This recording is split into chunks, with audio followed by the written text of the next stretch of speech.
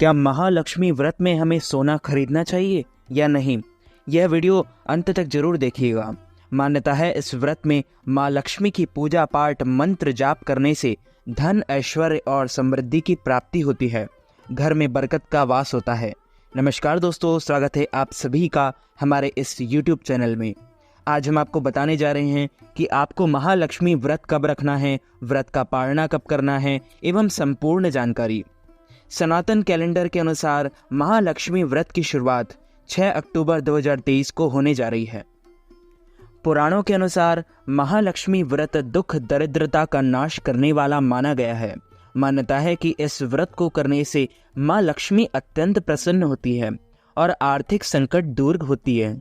इस व्रत के प्रताप से खोया धन, राजपाट, संपत्ति और सम्मान पुनः वापस मिल जाता है। कथा के अनुसार जब पांडवों ने चौपड़ में अपना सब कुछ गवा दिया था, तब भगवान श्री कृष्ण की सलाह पर पांडवों ने धनदायक महालक्ष्मी व्रत किया था।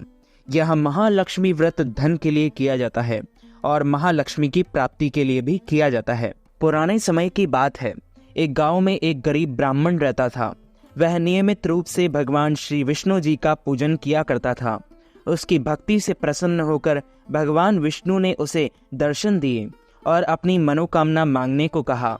ब्राह्मण ने लक्ष्मी जी का निवास अपने घर में हो ऐसी इच्छा जाहिर की। यह सुनकर भगवान विष्णु जी ने लक्ष्मी जी की प्राप्ति का मार्ग सरल ब्राह्मण को बता दिया। विष्णु जी ने कहा कि मंदिर के सामने एक ऐसी स्त्री आती है जो यहाँ आकर उपले थापती है। तुम उसे अपने घर आने का आमंत्रण देना। वह स्त्री ही देवी लक्ष्मी है।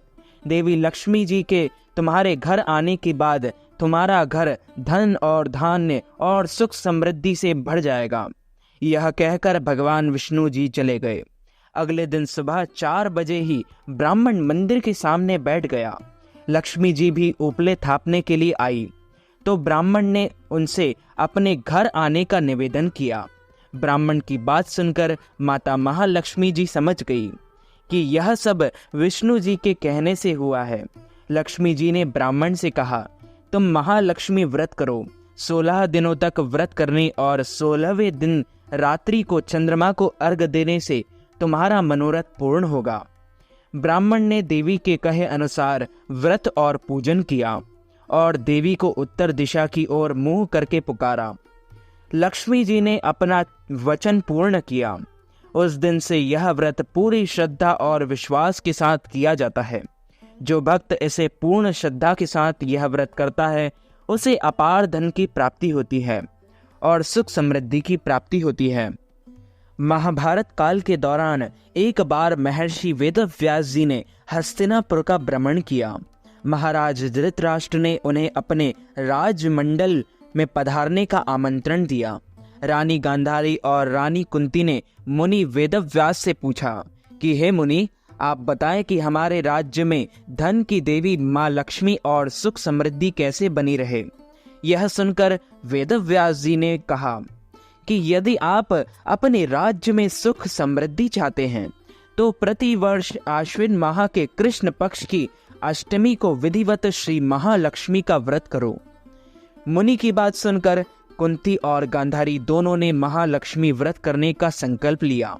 रानी गांधारी ने अपने राजमहल के आंगन में 100 पुत्रों की मदद से विशालकाय गज का निर्माण करवाया और नगर की सभी स्त्रियों को पूजन के लिए आमंत्रित किया, परंतु रानी कुंती को निमंत्रण नहीं भेजा।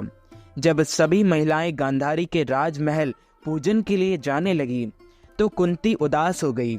माता को दुखी देखकर 5 पांडवों ने पूछा कि माता, आप उदास क्यों हैं?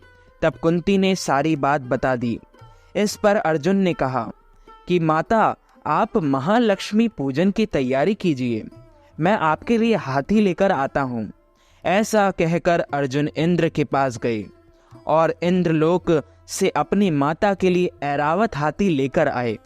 जब नगर की महिलाओं को पता चला कि रानी कुंती के महल में स्वर्ग से ऐरावत हाथी आया है तो सारे नगर में शोर मच गया।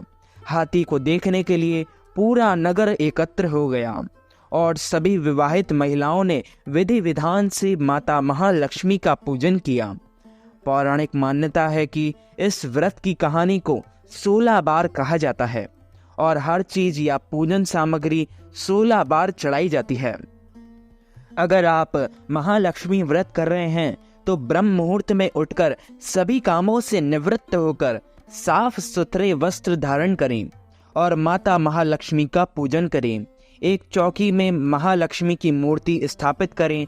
स्थापना के बाद महालक्ष्मी को पंचामृत से स्नान कराएं। अब सिंदूर, कुमकुम आदि लगाएं। धूप और दीपक प्रज्वलित करें। माता महालक्ष्मी को फूलों की माला पहनाएं। 16 श्रृंगार की सामग्री अर्पित करें। एक पान में लौंग, बताशा, 1 रुपये, छोटी इलायची रखकर चढ़ा अर्पित करें। भोग लगाएं। माता महालक्ष्मी व्रत कथा पढ़ें या सुनें। अंत में विधिवत आरती करें। अपनी मनोकामना पूर्ति के लिए प्रार्थना करें तथा माता महालक्ष्मी से ऐसी प्रार्थना करें कि हे माता महालक्ष्मी, हमारे घर में सुख समृद्धि की प्राप्ति हो, हमारे घर में धन धान्य की प्राप्ति हो और आपका वास हमारे चारों दिशाओं में बना रहे। हमारे घर में आपका वास सदा बना रहे। देवी लक्ष्मी की पूजा के बाद 16 दूर्वा घास को एक साथ बांधा जाता है। इसे पानी में डुबोकर शरीर पर छिड़का जाता है। व्रत के अंतिम दिन कलश की पूजा की जाती है। यह पानी कुछ सिक्कों और अक्षतों से भरा होता है। कलश पर आम या पान के पत्ते रखे जाते हैं, जिसके ऊपर नारियल रखा जाता है। कलश पर चंदन, हल्दी का लेप और कुमकुम लगाया जाता है। कलश में नए कपड़े या एक टुकड़ा बांधा जाता है। महालक्ष्मी व्रत खास तौर पर शादीशुदा महिलाएं अपने घर परिवार को धन धान्य से परिपूर्ण करने के लिए करती हैं। महालक्ष्मी व्रत को विवाहित जोड़ों के लिए बेहद शुभ माना जाता है। महालक्ष्मी व्रत के नियमों का पालन करने से मां लक्ष्मी अत्यंत प्रसन्न होती है और अपने भक्तों की सभी मनोकामनाएं पूर्ण करती है।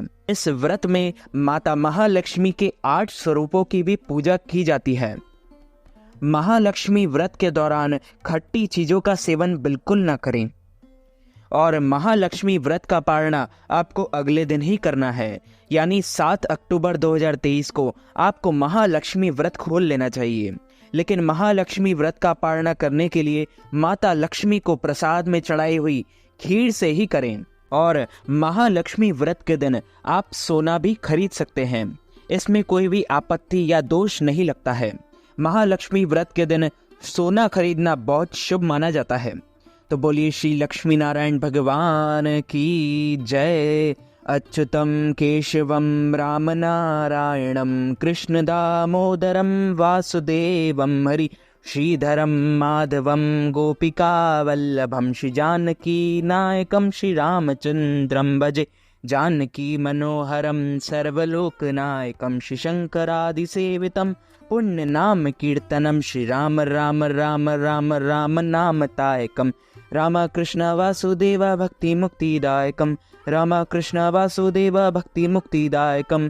तो मित्रों, हमारे इस ज्ञानवर्धक वीडियो को आप अधिक से अधिक लोगों को शेयर कीजिएगा, लाइक कीजिएगा, कमेंट कीजिएगा और यदि आपने हमारे और आपके YouTube चैनल को अभी तक सब्सक्राइब नहीं किया है तो सब्सक्राइब भी जरूर कर लीजिए। आप सभी को सादर जय श्री कृष्ण, सादर धन्यवाद।